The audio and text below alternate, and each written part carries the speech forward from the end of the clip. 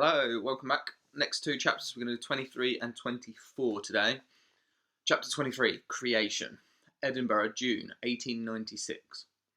A pair of well-worn grey shoes stepped from the train carriage onto the platform of Edinburgh's Waverley Station. Lucian Silver had come home. His handsome face was now a little more lived in. The hair was a tangle of wild waves, the chin dotted with dark stubble. He stayed for a few days in the modest hotel near the centre of the city. He walked the wide streets, occasionally stumbling upon a building or a point of view that would spark hazy memories or rare trips outside the walls of the Castlefoot home lost for boys. On his third day, Lucian Silver discovered an empty building in one of Edinburgh's narrow back streets. He asked around, learning that the shop belonged to an elderly baker who had retired and left it empty. On the morning of Lucian's fourth day back in Edinburgh, word of something remarkable began to spread. The old baker shop was gone. It had been replaced, overnight it seemed, with a grand building made of some sparkly black stone, an emporium of some sort, though nobody was exactly sure what it might sell. Some described the place as a living dream. Some said that the young man who ran the shop must be a genius or an illusionist with no equal. For inside the shop they had seen wonders beyond belief or science or reason. Word of mouth is a magic of its own. Many that lived in the city or nearby became bewitched and returning again and again, sometimes every day. When journalists and writers picked up the story, a new wave of patrons descended on Edinburgh, eager to see the work of the remarkable young man they'd read about. They came from Glasgow and Newcastle, Liverpool and London and beyond. None were disappointed. And nobody ever suspected the magic was real. Lucian lined his pockets with more money than he had ever imagined. He barely slept. He spent his days running the Emporium. In nights imagining new wonders to capture the imagination of the public. With every stroke of the pen he would remember Vindictus Sharp's cold words in the graveyard. Words that fueled his every move. You will never be better than me. I rescued you from the gutter, and it is where I expect you to return. But Lucian had no intention of ever returning to the gutter. He wished beyond anything that one day Sharp would walk through the doors, then he would laugh in his face, and Sharp would be forced to admit the cleverness of Lucian's magic. In the meantime, the Nowhere Emporium was open for business. Yes, indeed. And business was booming. So that was in the past. Back to modern day. Chapter 24, Rescue. The Emporium's decay was speeding up. The cracks in the walls grew, and chunks of stone began to break away. The once shining black bricks seemed dull and lifeless. Lamps had flickered out and could not be relit. Doors began to lock without explanation. A strange illness was beginning to strike the staff. They became weak and fevered. Daniel felt it too. His connection with the shop was fading. There was a frightening moment when he found himself lost and confused, and only for this knowledge to return. Several times Sharp left the Emporium at night, complaining that he needed to eat, though Daniel had never seen anything pass his lips except whiskey. When Sharp was gone, Daniel sometimes found himself hoping that he wouldn't come back. The uneasy feeling in his gut was getting stronger, and the more times he spent with the magician, the more positively Daniel felt that he was hiding something. One night, when Sharp was out, Daniel checked in on his old friends. Caleb was revealing his role as an organiser. Every day he'd been sending out groups of vendors and performers to increase the dangerous far reaches of the Emporium. There were phantom sightings and false alarms, but no Mr. Silver, and no Ellie. We've discovered a long-lost part of the Emporium, Caleb told Daniel, a secret tunnel. It took days to search it properly, and Ellie's gone with the expedition.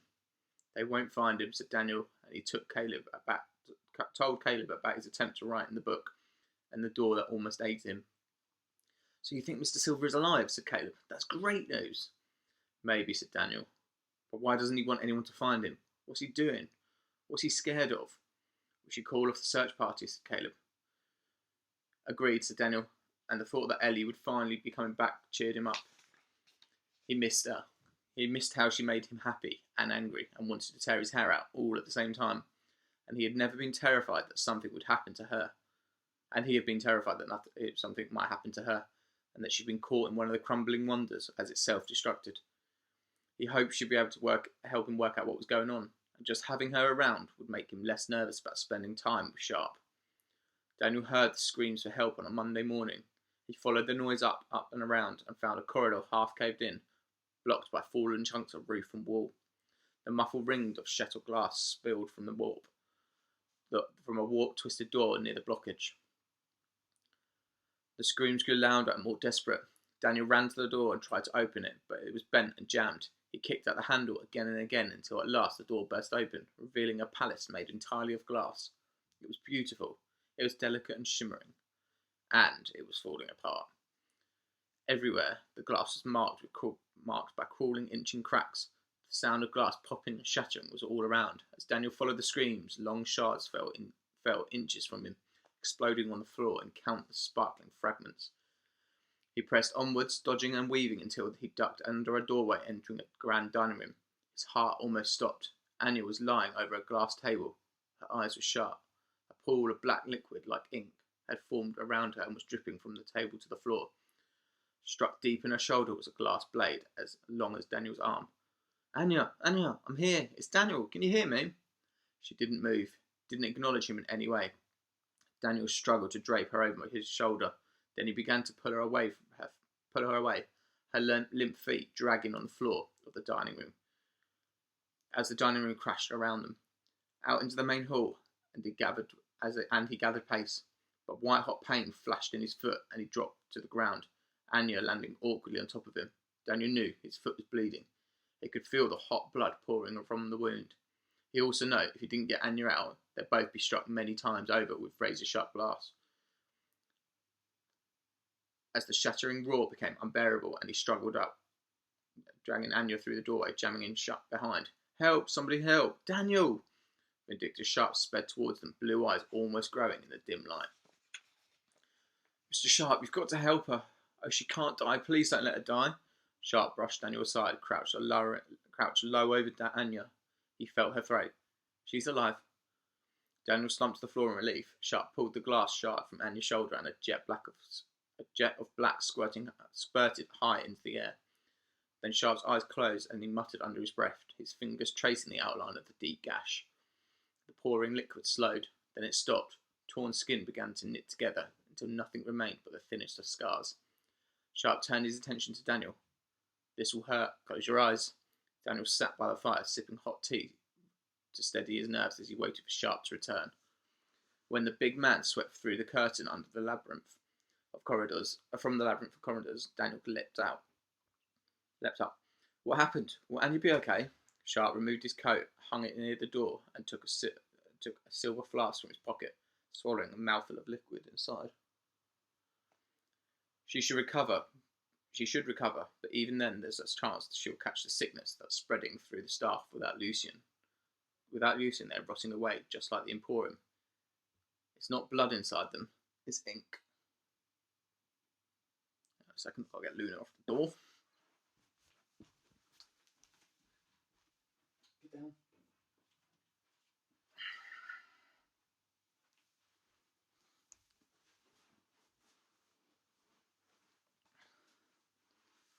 Daniel just pushed his palm against the cool glass of the window, hot tears gathering in his eyes. Why was it that everything he loved or ever cared about or depended on went away in the end? What was wrong with him? Sharp said, I don't believe there's much time left. His big hands were pressed together like he was praying. We need to find Lucien now. Daniel shook his head. I've been thinking Mr. Silver has always done what's best for this place. Why would he stop now? If I'm right, he doesn't want to be found. Then there must be a reason. I trust him. Do you trust him enough to die if you're not wrong? If you are wrong, said Sharp. Look, Lucien is ill. You said so yourself. He might not be able to think clearly. He might have gone all mad for all we know. And if we don't find him, I promise you, everything in this shop, including your friends, will be gone. And you're going to have to start thinking about life outside the Emporium. Daniel stared desperately. I don't want to leave. Then help me. How? Sharp let out a deep sigh. I know Lucien better than anyone. I know how his mind works. Perhaps, if I was to read the Book of Wonders, I might find something that you have missed. The tiniest clue that can make all the difference. Daniel reached for his pocket. He brought the book out and stared at the battered covers. He was tired and frightened and confused. Sharp could be right.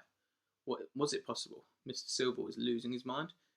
"It's your decision," said Sharp. "If you do not wish me to have the book, I understand." He pointed to the gold watch on his wrist. "But time is running out, and considering this, how would you feel if the Emporium slipped away and you knew that you had not done everything in your power to save it, to save your friends?" Daniel's hand trembled as he clutched the book. Sharp was right. How could he ignore any chance, no matter how small, of saving his home and the people who had filled his life with magic? He held out the Book of Wonders. Sharp stared at it. He licked his lips, reached out hungry fingers, and just like that, the Book of Wonders was gone, nestling into Sharp's hands. "How can I help?" Daniel said. Sharp tore his eyes from the book. I insist on doing this alone, boy. I won't achieve much with you staring over my shoulder. Besides, you've gone through quite an ordeal today. Maybe it's best you rest." As Sharp spoke, Daniel's eyes grew heavier, and tiredness weighed upon his shoulders. "You can tell me if you find anything," he managed to say through a yawn as he slumped into a dusty old chair near the window. Sharp flashed those white teeth. "If I find what I'm looking for, boy, you will know about it. Believe me." And when he turned and swept away through the curtain, Daniel watched after him. Somewhere in the back of his head, something was screaming at him, but he didn't care anymore. Tiredness wrapped around him, suffocating the world, and he curled up into the deep chair and closed his eyes. And that is that. That is chapter 23 and 24. We've got 25 tomorrow, and it's called The Nothingness. Until then, I will see you later.